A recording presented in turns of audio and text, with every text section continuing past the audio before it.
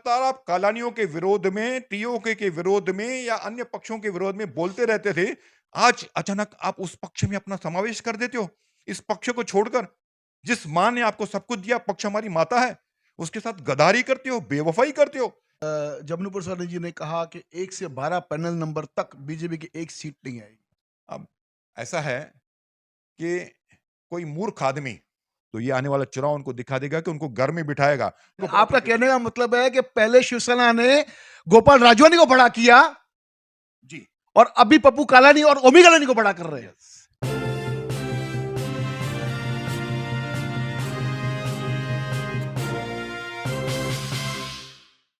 Online पर electronics products की best deal ढूंढ रहे हो तो उल्लासनगर शिवाजी चौक पर मिलेगी सबसे सस्ती डील, सिर्फ महालक्ष्मी सेल्स पर।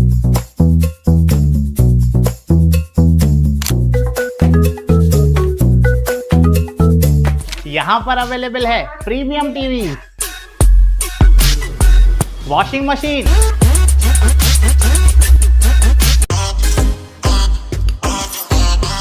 फ्रिज में भी बहुत सारे ऑप्शंस मिल जाएंगे, double door and single door में भी। एसी, एयर कूलर, डिजी कूलर, डीप फ्रीजर, आटा चक्की, laptop, water purifier, home theatre, inverter, batteries. Best offers के लिए विजिट कीजिए महालक्ष्मी सेल्स, शिवाजी चौक, उल्लासनगर 3। आइए लेते हैं एक मुलाकात नरेंद्र राजानी जी के साथ। आप सभी शहरवासियों को पता है कि उल्लासनगर के दिग्गज नेता भारतीय जनता पार्टी के श्री नरेंद्र राजानी जी है, जिन्होंने इस प्रकार का संघर्ष किया था, जो संघर्ष मैंने अपने आंखों देखा था कि कैसे बीजेपी को ऊपर लेके जाना, काम करना, ग्राउंड रूट से कार्यकर्ताओं को खड़ा करके और चुनाव लड़वाना। और उनमें से काफी ऐसे नेता आज के नगर सेवक बन चुके हैं और आज के दौर में नेता कहलाते हैं। आज लेते हैं मुलाकात श्री नरेंद्र राजानी जी के साथ। राजानी साहब, उल्लासनगर महानगर पालिका के चुनाव लग चुके हैं, आप इस चुनाव को लेकर क्या कहते हैं? अब की बार ये चुनाव इस शहर या पूरे महाराष्ट्र में 5 साल के अंतरकाल के बजाय लगभग 8-9 साल बीत गए। हाँ, उसके उसके उसके बाद ये चुनाव लोगों के, जनता के बीच में आ रहा है। लोगों को अपनी लोकल सेल्फ गवर्नमेंट चुनना, जो हर व्यक्ति का मौलिक अधिकार है, हमारे संविधान के आधार पर उसका मौका हर व्यक्ति को, हर वोटर को, हर मतदाता को मिलेगा। और मुझे विश्वास है कि ये 7-8 साल के बाद जो चुनाव की ये एक लंबा कार्यकाल रहा, या बीच में हमारी चुनी हुई महानगर पालिका न होने के कारण शहर ने जो भुगता, उस भुगतने वाले दौर को समाप्त करने के लिए चुनाव हमारे पास आया हुआ है। और आने वाले जनवरी में, 15 जनवरी के चुनाव के बाद फिर शहर विकास की ओर दौड़ेगा, ये मेरा विश्वास है। साहब जी, जो अभी शहर के अंदर चर्चा है और एक कहीं ना कहीं ज्वलंत मुद्दा बनते जा रहा है, वो है कि शिवसेना बीजेपी की युति। क्या इस बार शिवसेना बीजेपी की युति हो सकती है या उसमें भी कहीं ना कहीं प्रश्न चिन्ह नजर आ रहा है आपको? शिवसेना बीजेपी की युति है, ये एक इस प्रकार का विषय है जैसे दो दोस्त हों, साथ में हाथ लेकर चलते हों और हाथ में हाथ एक दूसरे का पकड़ के साथ में आगे बढ़ते हों। इस बीच एक कोई दोस्त कोई गलत व्यक्ति के साथ दोस्ती कर ले तो पहला दोस्त दूसरे दोस्त को समझाने की कोशिश करता है कि उस गलत व्यक्ति का हाथ छोड़ दो। जब तक उस गलत व्यक्ति का हाथ नहीं छोड़ोगे, तब तक हमारा हाथ साथ में कम से कम इस शहर में चलना कठिन है। यानी आपका इशारा सीधा टीओ के ऊपर है? 100% यस। क्यों आपको टीओ के से इतनी चिढ़ है? एक्चुअली टीओके है क्या? मुझे तो समझ में नहीं आता कि टीओके एक्चुअली है क्या। मुझे पूरे हिंदुस्तान में ऐसा कोई एक उदाहरण आप बता के जाओ कि टीम कोई छोटी सी बनकर जिसके 8-10 लोग सदस्य हों और एक हवा ऐसे चलाते रहे मीडिया में, एक मुद्दा चलाते रहे मीडिया में कि हम हैं राजनीति में। उनकी राजनीति है क्या? उन्होंने आज तक शहर के लिए कौन सा काम किया है, कौन से विषय उठाए हैं? 4 टाइम आमदार थे पप्पू कालानी। वो दौर अलग था, तब टीओके नहीं थी। वो तब कांग्रेस, अभी भी उनके चिन्ह सब अलग अलग थे। तब कांग्रेस में उन्होंने अपना जीवन शुरू किया, कांग्रेस से, फिर राष्ट्रवादी से, फिर उन्होंने अपक्ष चुनाव लड़ा, फिर उन्होंने आरपीआई के साथ में जुड़े, फिर उन्होंने एक अलग से अपनी एक यूपीपी पार्टी बनाई, यानी हर दौर में आप देखोगे हर 5 साल में उन्होंने एक अपना नया मुखौटा अपने चेहरे पर लगाकर लोगों के सामने लाया है, क्योंकि उनको लगता है कि हमारा पुराना मुखौटा अभी चलेगा नहीं। तो नया-नया मुखौटा लाकर चलाने की कोशिश करके अपना एक स्थान खड़ा करना, अपना एक हवा खड़ा करना और लोगों को ये बताना कि हम हैं। उसमें जो राष्ट्रीय राष्ट्र पक्ष हैं या प्रादेशिक पक्ष हैं, उनके साथ में जुड़ने की कोशिश करना। अब उनके पास अपनी टाँगों में, अपने पाँवों में उनके पास वो ताकत रही नहीं कि वो खुद के बल पर चल भी पाएँ। इसलिए उनको किसी न किसी का हाथ पकड़ना होता है। तो कभी राष्ट्रवादी का हाथ पकड़ेंगे, कभी शिवसेना का हाथ पकड़ेंगे, कभी शरद पवार का हाथ पकड़ेंगे, कभी एकनाथ शिंदे गट का हाथ पकड़ेंगे। इस आधार पर फिर उसको दोस्ती के गठबंधन के बैनर्स लगाएँगे, एक इमोशनल मुद्दा बनाएँगे कि हमारा दोस्ती का गठबंधन है। फिर दोस्ती का गठबंधन जो दोस्त एक राष्ट्रीय पक्ष के कारण आज बना हुआ है, वो उसके साथ में जुड़ा हुआ है। आप उसकी विधायक के सामने खुद खड़े हो जाते हो और पस्त हो जाते हो। जब आप कह रहे हो 4 बार आमदार बना, तो अब की बार तो बुरी तरह पिटे वो। अपने वार्डों में पिटे। अपने वार्डों में उन्होंने भारतीय जनता पार्टी से कम वोट पाए। तो अब उनका अस्तित्व ही जब क्वेश्चन मार्क में है, तो उस टीओके के बारे में क्या बात करना? आज शिवसेना टीओके को जिस तरीके से देखती है एक दोस्ती के गठबंधन में, तो उनके लिए कहीं ना कहीं शिवसेना के लिए इंपॉर्टेंट है कि दोस्ती गठबंधन निभे और राजनीति भी हो। तो कहीं ना कहीं भारतीय जनता पार्टी को क्या तकलीफ हो रही है कि अगर युति में अगर शिवसेना और टीओके युति होती है तो जो है हाँ, देखो मैं आपको ये बताना चाहता हूँ कि हर एक पक्ष को अपनी-अपनी एक सोच रहती है। हम 2 भाई हैं, अलग-अलग सोच के साथ में चलेंगे। इस प्रकार से 2 पक्ष भी जो साथ में चलते हैं ना, अपनी-अपनी सोच लेकर चलते हैं। उनको उल्लासनगर की राजनीति में जो भी समीकरण है राजनीति के, भौगोलिक समीकरण है, सामाजिक समीकरण है, भाषावाद के समीकरण है, उन समीकरणों के आधार पर उनको लगता होगा कि उनकी कुछ लिमिटेशंस हैं। उन लिमिटेशंस को कवर करने के लिए उनको किसी न किसी साथी की आवश्यकता लगती होगी कि जैसे उनके वो लिमिटेशंस को वो कवर कर पाएँ, ये उनकी सोच होगी। लेकिन उन्होंने अगर कोई सही व्यक्ति को चुना होता, तो हमने बड़े हृदय के साथ उनका वेलकम किया होता। हम ये नहीं कह रहे हैं कि साई पार्टी को मत लो। हम्म। हम मुझे याद आ रहा है, जिस प्रकार से पहले एक बार शिवसेना ने 96-97 के दौर में जब कारपोरेशन के चुनाव हुए थे, बराबर उस समय गोपाल राजवानी, बराबर याद आ रहा है। जो एक क्राइम की दुनिया का एक प्रमुख व्यक्ति था, उस व्यक्ति को साथ में जोड़ा था, तो हमने उसका कट्टर विरोध करके उनके साथ युति तोड़ दी थी। उसके बाद सत्ता के समीकरण में जब सीटें इस प्रकार से कि उनके साथ बैठने की हमारे पास एक मजबूरी आई, तो उनके घर से महापौर बना रहे थे, तो हमने कहा कि उनके घर में से किसी को महापौर का स्थान दोगे तो हम युति नहीं करेंगे, उनके घर से महापौर हमने नहीं बनने दिया। अभी भी वही है, जो गुंडागर्दी के तत्व हों। यानी मुझे बताइए, अगर मैं नाम लेना मैं नहीं चाहता किसी का भी, क्योंकि नाम लेकर भी हम उनको यानी प्रमोट करते हैं मानो, लेकिन नाम लेना आवश्यक हो जा रहा है अभी इस वार्तालाप में आपके साथ में। समझो पप्पू कलानी, पप्पू कलानी का आप नाम लोगे तो उसका संतों में नाम आएगा या गुंडों में नाम आएगा? नेता में नेता में नहीं, नेता संत प्रवृत्ति वाला या गुंडा प्रवृत्ति वाला? वो तो आपका दृष्टिकोण क्या है आप बताएंगे। नहीं नहीं, मैं आप जैसे आपने तुरंत उत्तर दिया नेता में, तो इसका भी उत्तर दीजिए ना।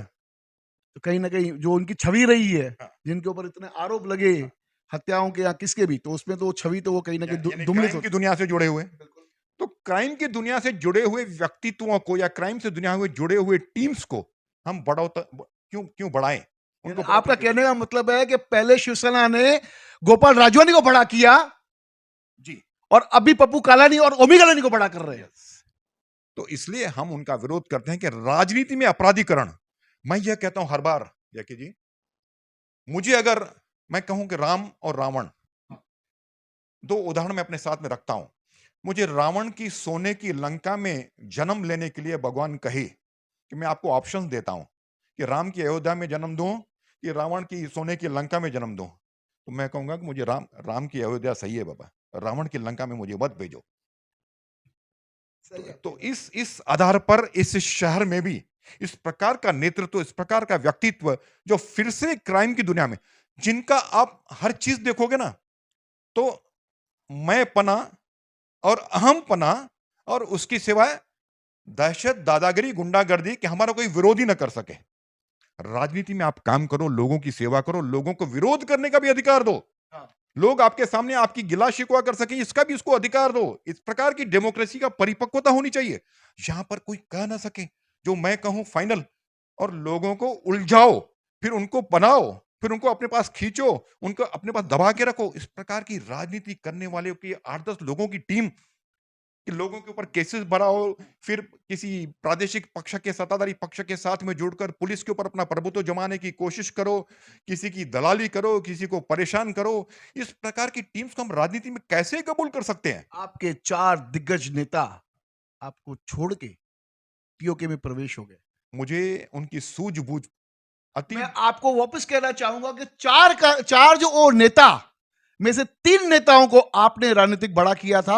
आपके कार्यकाल जब आप मंडल के अध्यक्ष उल्लास में मंडल हुआ करता था, तभी आपने जमनू पुरस्वानी को आपने राजनीतिक बड़ा किया, प्रकाश माखेजा को आपने बड़ा किया, राम पारवानी चार्ली को आपने बड़ा किया।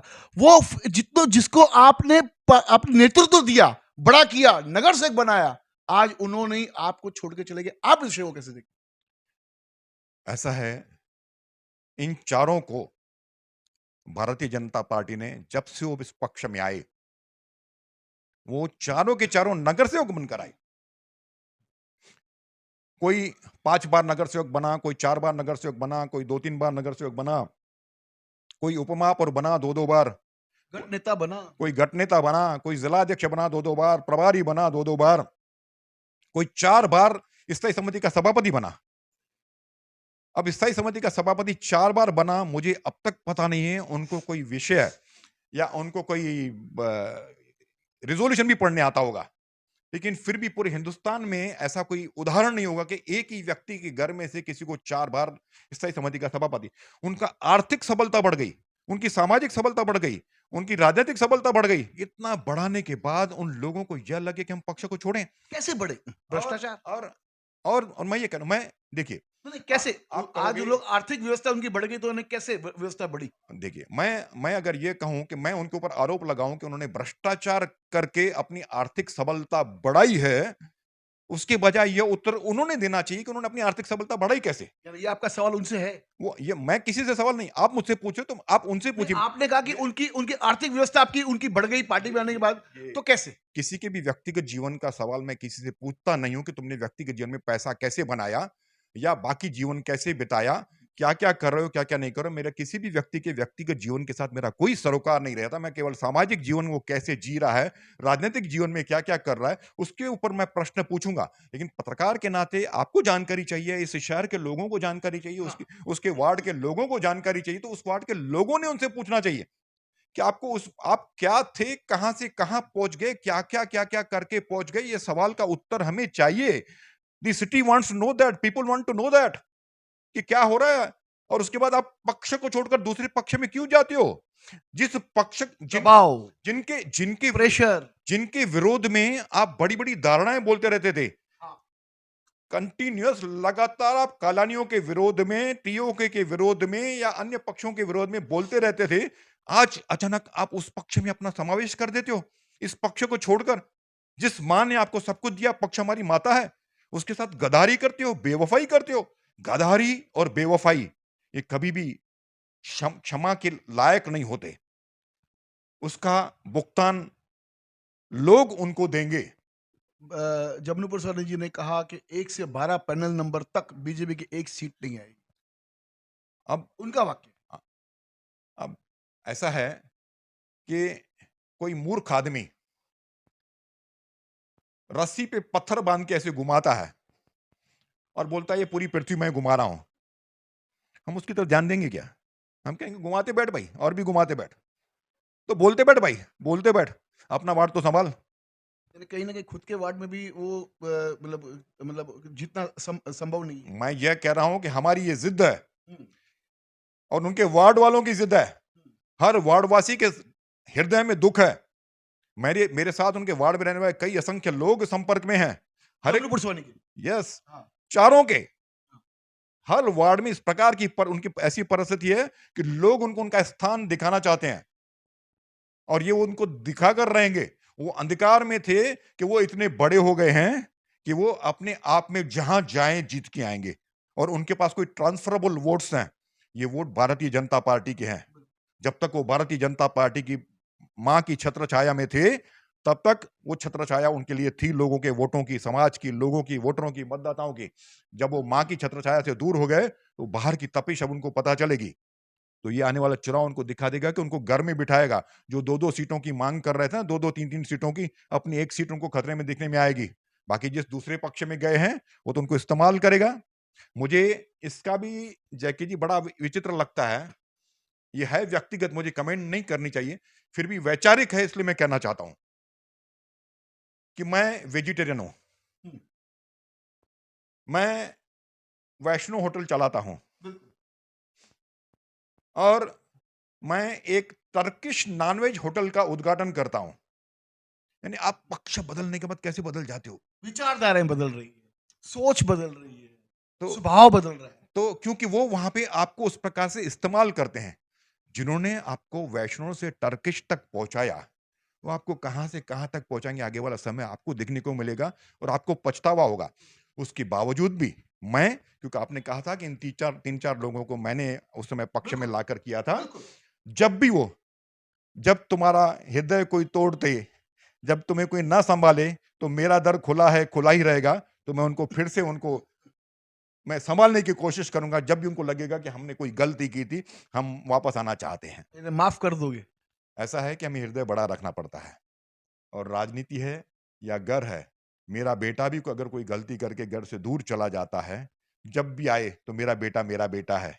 मैं उसको अब जो कह रहा हूं वो सामाजिक और राजनीतिक तक मेरी टिप्पणियां थी, और ये व्यक्तिगत प्रेम की टिप्पणियां इन सभी के साथ में, क्योंकि हमने इनके साथ भी सालों साल गुजारे हैं।